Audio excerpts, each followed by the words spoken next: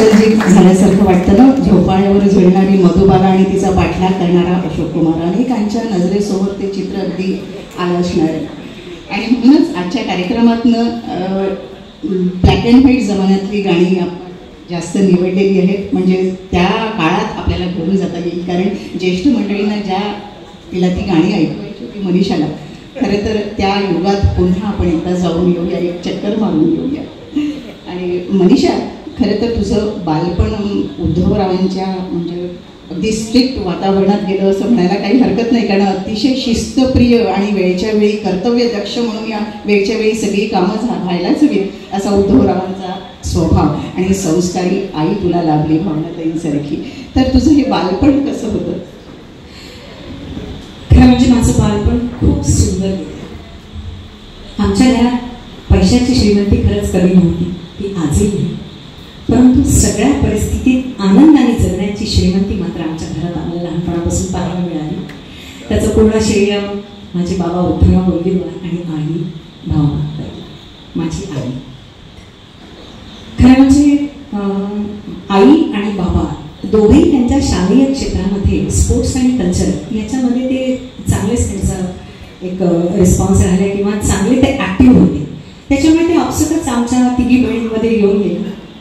माझे वडील तर अगदी खेडेगावातून त्यांचं शिक्षण झालेलं, उत्तम नाटककार, उत्तम दिग्दर्शक. त्याच्यामुळे त्यांची सुरुवात दंडारीपासून, म्हणजे त्यावेळेला उद्धवराव बोलगीरवारांची दंडार म्हणजे आमच्या त्या खेडेगावात खूप फेमस होती. त्याच्यानंतर आई माझी उत्तम गायची.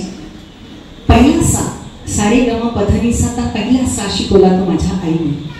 कारण मला आठवते मी अगदी 4 किंवा 5 वर्षाची असेल तेव्हा माझ्या आईने मला 2 गाणी हार्मोनियम वाजून गाणं म्हटलं मी.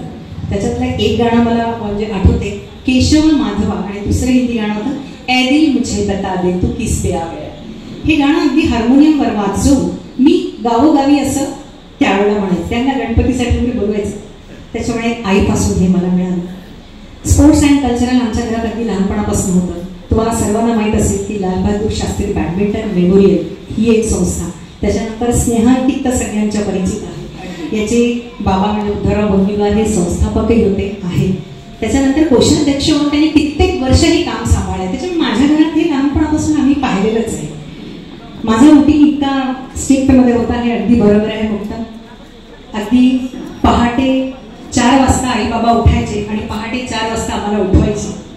दोरीवरच्या उड्या करायच्या 2000 कंपल्सरी, काडी घेऊन बसायचे आणि 2000 मी आणि माझी ताई आम्ही दोघी जणी 2000 उड्या कंपल्सरी होत्या. त्यानंतर मी मॅरेथॉनमध्ये असल्याने मी धावपटू, मला धावण्यात खूपच आवड.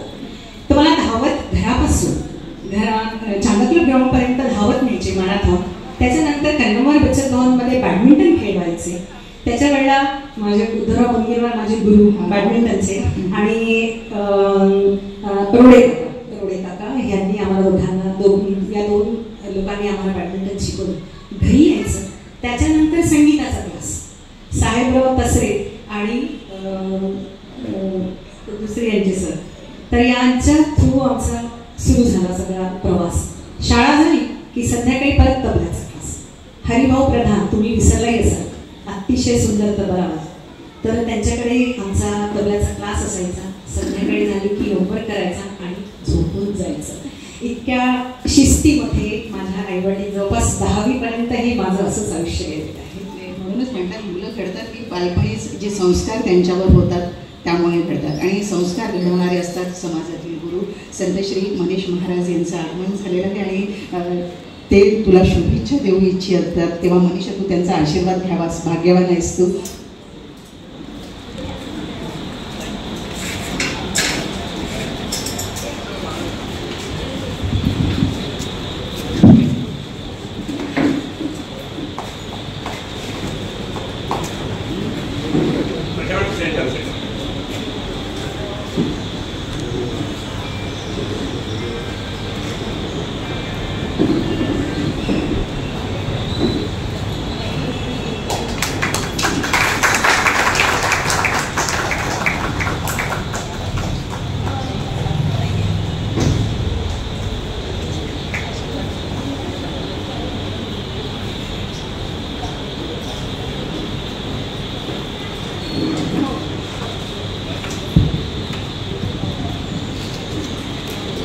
धन्यवाद सर. आणि बालपणीच्या तू आठवणी सांगितल्यास की कसं तू शिस्तप्रिय वातावरणात मोठे झालीस आणि अर्थातच गाण्याचं शिक्षण तुझं तिथूनच सुरू झालं होतं. पुढल्या प्रश्नावर जाण्यापूर्वी आणखी एखादं गाणं ऐकूया. येस.